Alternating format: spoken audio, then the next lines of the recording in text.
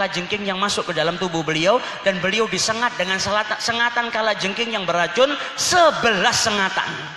Santrinya sampai kaget, ya Syekh, kenapa engkau tidak kabarin kami dari pertama kali engkau ini disengat, sehingga ini bisa kami singkirkan dari badanmu.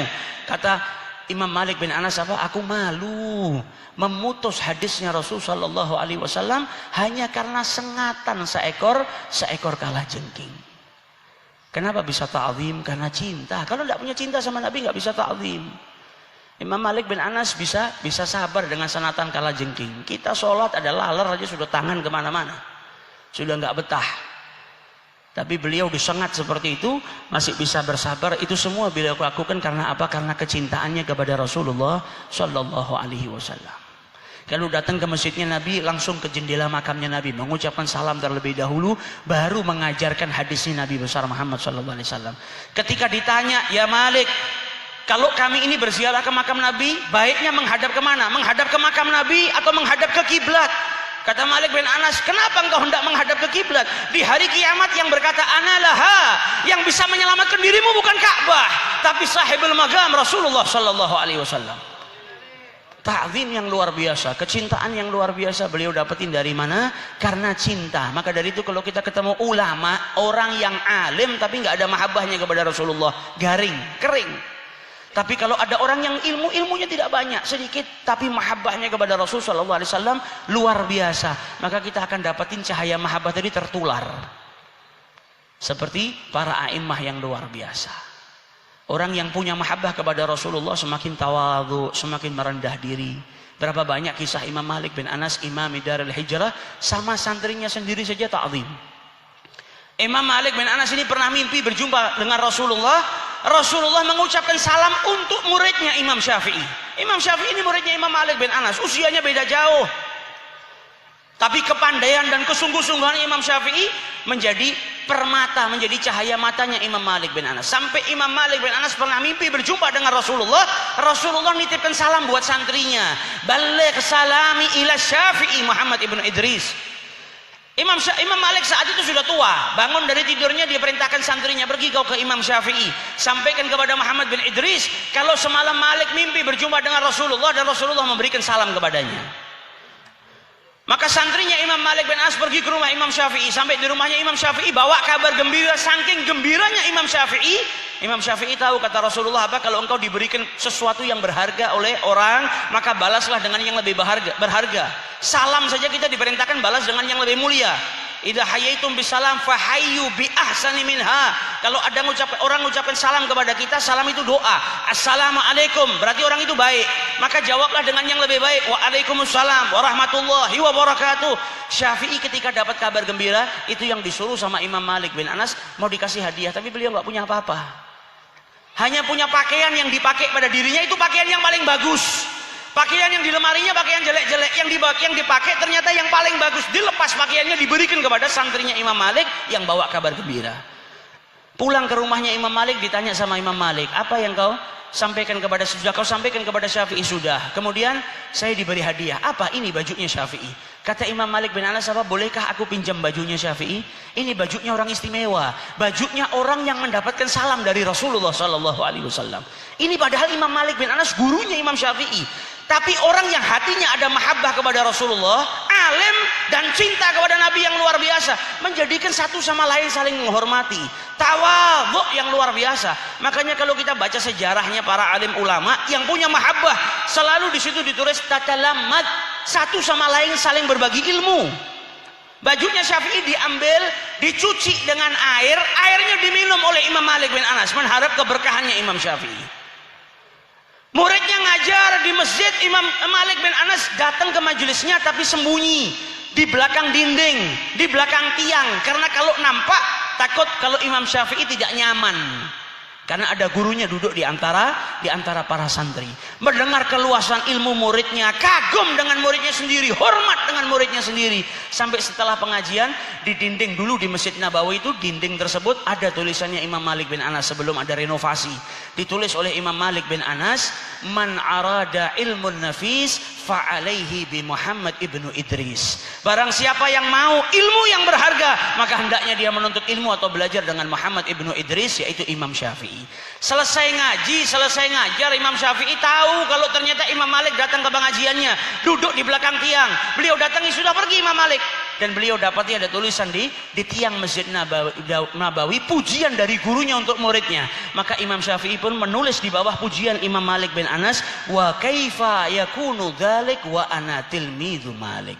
Bagaimana mungkin aku ini bisa jadi seperti itu sedangkan aku adalah santri atau pelajar atau murid daripada Imam Malik bin Anas. Satu sama lain saling menghormati, satu sama lain saling mengagungkan. Ini orang-orang yang di hatinya dipenuhi rasa cinta kepada Rasulullah Sallallahu Alaihi Wasallam.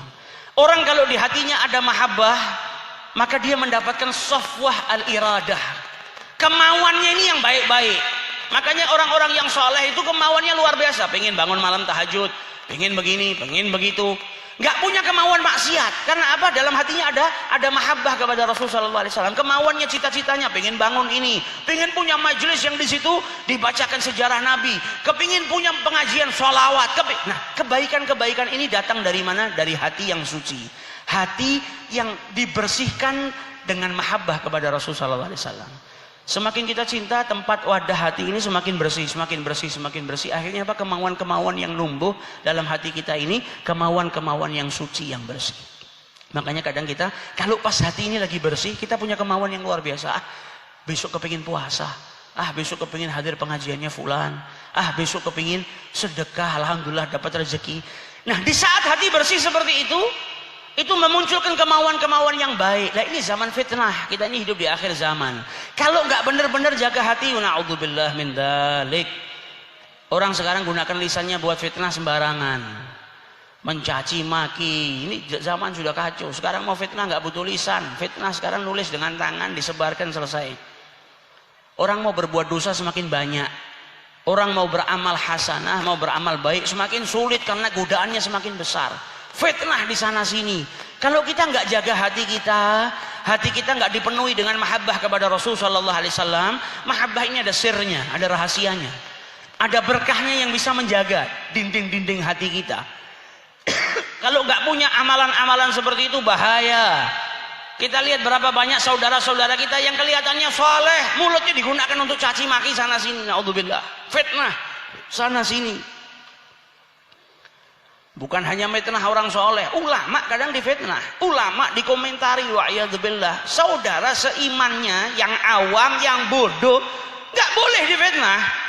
Kok muslim sama non muslim fitnah aja nggak boleh. Nah, ini malah orang-orang besar difitnah. Nah, ini orang-orang yang nggak jaga dirinya, nggak jaga hatinya.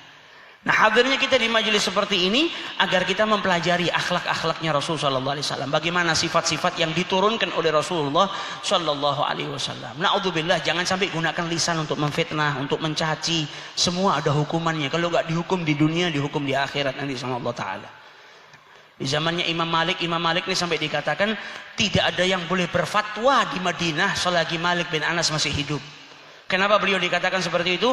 Karena di zaman Malik bin Anas dulu ada salah seorang wanita yang meninggal dunia. Dipanggil tukang mandikan jenazah seorang wanita juga. Masuk di ruangan dimandikan, ketika buka pas kelamin wanita yang meninggal tadi, melihat kemaluan wanita tadi, si pencuci atau yang mandikan jenazah tadi berkata apa? Berapa banyak orang yang berzina dengan wanita ini. Ini kemaluan wanita sudah dipakai berzina berapa kali. Dia memfitnah. Ketika dia mengucap seperti itu, tiba-tiba tangannya yang nempel di tubuhnya jenazah nggak bisa keluar. Ketika mencuci kemaluannya jenazah tadi, tangannya nempel tidak bisa keluar. Sampai orang masuk ke ruangan tersebut mau nyiapkan kafan, diusir sama dia malu. Nanti dulu, kami belum selesai memandikan. Sampai akhirnya orang curiga dan ternyata benar ada sesuatu yang terjadi. Tangannya si pencuci jenazah tadi masuk ke dalam kemaluan wanita yang wafat tadi dan tidak bisa dikeluarkan. Sampai akhirnya dipanggil para ulama, ini gimana solusinya? Sebagian ulama bilang apa? Potong tangannya, karena memakamkan jenazah itu hukumnya wajib, gak boleh tertunda. Sebagian ulama yang lain mengatakan apa? Yang dipotong bagian kemaluan si jenazah. Karena apa? Karena mendahulukan atau mengutamakan yang hidup itu lebih mulia daripada yang sudah wafat. Berdebat para ulama sampai akhirnya ada yang mengingatkan, hei, kenapa kalian memperdebatkan hukum sedangkan di antara kita masih ada Imam Malik ibnu Anas? Mereka semua sadar, oh iya masih ada Malik bin Anas. Dipanggil Imam Malik bin Anas. Maka Imam Malik bin Anas berdiri di luar kamar tempat memandikan jenazah. Dia tanya kepada yang nyuci jenazah, apa yang kau lakukan sehingga engkau bisa terjadi seperti ini? Dibilang, saya memfitnah yang meninggal ini. Saya katakan kalau dia sudah berzina. Kata Malik bin Anas, engkau tidak bisa memfitnah seperti itu. Engkau tidak bisa menuduh seseorang berzina terkecuali engkau mendatangkan 4 saksi yang melihat orang itu berzina. Nah, di zaman sekarang orang memfitnah sembarangan, fulan berzina, fulan berbuat seperti ini, wa'iyadzubillah. Maka kata Malik bin Anas apa? Suruh wanita-wanita masuk ke dalam ruangan tersebut dan memukulnya, ghadhaf. Dia harus menerima hukuman bagi seseorang yang menjatuhkan ghadhaf tentang perzinaan sedangkan dia nggak punya bukti, maka dia dicambuk 80 kali. Maka wanita lain tadi masuk, dicambuk si wanita yang memfitnah tadi 80 kali. Cambukan yang ke-80 tangannya langsung lepas dari tubuh si mayit. Nah, ini terkadang Allah turunkan hukuman di dunia sebelum di akhirat. Kalau enggak di dunia maka dikumpulkan sama Allah Subhanahu wa taala dan kelak hukuman tersebut diberikan di akhiratnya Allah Subhanahu wa taala lebih pedih daripada hukuman dunia, wa'iyadzubillah. Maka dari itu hadir kita ke majelis-majelis seperti ini supaya ada kemauan-kemauan yang bersih. Sesuatu yang jelek, yang kotor, yang tidak ada manfaatnya jauh, tertolak dengan sendirinya. Tidak muncul dalam hati kita. Tapi kalau kita enggak hadir ke majelis seperti ini, wa'iyadzubillah, nanti akhirnya punya kemauan yang enggak. Oh, pulang pengajian keplek wae ya. Pulang dari pengajian cari perempuan ya. Kadang ada orang yang hadir pengajian pulang goncengan sama pacarnya. Jadi habis ngamalin sunnah, ngamalin haram. Tidak ada manfaatnya akhirnya. Jadi ibarat masuk ke majelis mandi dengan air yang bersih, keluar nyebur kali. Jadi pulang ke rumah yang dilihat sama orang tuanya apa? Comberan, anaknya kotor. Karena apa? Setelah keluar dari majelis malah bermaksiat. Nah, ini yang harus dijaga. Benar-benar menjaga hatinya supaya apa? Punya keinginan. Senang sama perempuan, jangan diajak pacaran. Parani wong tuane. Ya, yang gentle. Saya mau lamar anak Anda, tapi kasih saya waktu 6 tahun untuk kerja. Ya enggak apa-apa kalau nggak bisa, minimal punya kemauan. Niatnya 6 tahun, tapi kalau orang punya niat soleh dibantu sama Allah Subhanahu wa ta'ala. Nah, ini manfaatnya kita hadir majelis seperti ini. Kalau orang tidak hadir majelis seperti ini, contoh, pernah tidak kita ini bayangkan, ini datang bulan Dzulqa'dah, terus punya keinginan, ya Allah, kapan saya bisa naik haji?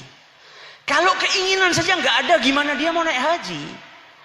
Nah, ini safwatul iradah. Pentingnya kita punya keinginan-keinginan yang bersih ini, tak lain agar kita lebih dekat sama Allah Ta'ala.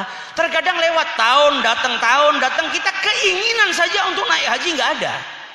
Apalagi kalau sampai diberi sama Allah Ta'ala, misalnya dikasih kita rezeki 100 juta, saat itu kita diwajibkan untuk daftar haji, saat itu diwajibkan kita untuk menunaikan ibadah haji. Nggak mungkin daftar, nggak mungkin berusaha. Karena apa? Keinginan saja